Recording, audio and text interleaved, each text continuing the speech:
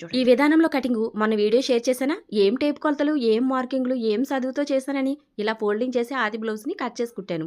మరి ఆవిడ ఫోన్ చేసి చాలా పర్ఫెక్ట్గా కుదిరిందండి బ్లౌజ్ అని చెప్పింది. ఇంకో 4 బ్లౌజులు తీసుకురావడమే కాదు, పక్కింటి ఆవిడని కూడా తీసుకొచ్చింది. ఈసారి ఆవిడ బ్లౌజ్ కూడా అదే విధానంలో కట్ చేస్తున్నాను. ఈసారి ఈజీగా ఉంటుంది కటింగ్, ఎక్కడ మిస్ అవ్వద్దు. లైనింగ్ అసలు ఫ్యాబ్రిక్ వేసేసుకున్నాను, ఒకేసారి కట్ చేస్తున్నాను. ఇక్కడ మెడ చివరికి తాకాలి కానీ ఈ నడుము తాకనవసరం లేదని చెప్పాను. చూడండి, ఈ చివరి కూడా నడుము దగ్గర కూడా కొంచెం 2 గీతలు పైకే ఉంటుంది, ఎందుకంటే ఇది కట్టి ఉంటుంది కదా బ్లౌజు.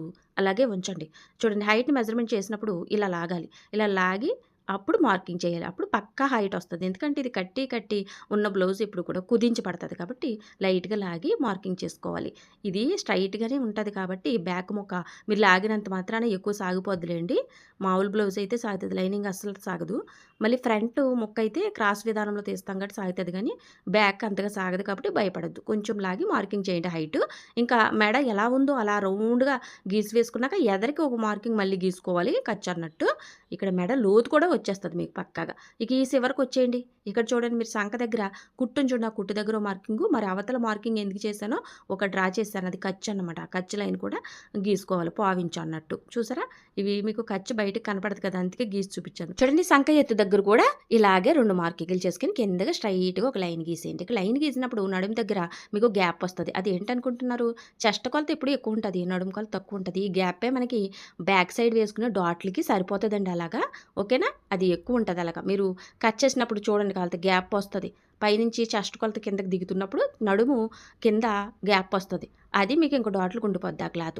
ఓకేనా, అక్కడితో మార్కింగ్లు అయినా 2 ఇంచులు ఎక్స్ట్రా పెట్టుకోవాలి మనం బిగువైనా ఇప్పుకోవడానికి అన్నట్టు ఖర్చు. ఓకేనా, ఇక్కడతోటి చక్కగా మార్కింగ్లు చేసుకున్నాం. ఇక అందరికీ కన్ఫ్యూషన్ అయ్యేది ఇక్కడే, చంక కొలత. చూడండి, చంక కొలత అసలు మీరు ఎంత డౌన్ పెట్టాలి, ఎంత లోతు పెట్టాలి, ఇవన్నీ కన్ఫ్యూషన్ లేకుండా మీ ఆది బ్లౌజ్కే కుట్టు మీద ఇలా ఒక లైన్ గీసి వేసుకుని ప్రింట్ తీసేయండి. గొడవ చూడండి, బ్లౌజ్ తిరగేయలేదు కదా, అసలుగా ఉంది కాబట్టి అసలు మార్కింగ్ మీద పెట్టుకోవాలి. ఒక్క ఇలా అన్నారంటే ఫ్రెష్ చేస్తారంటే కింద పడిపోయింది. ఈ మార్కింగ్ బట్టి లైన్ గీసేసుకోండి.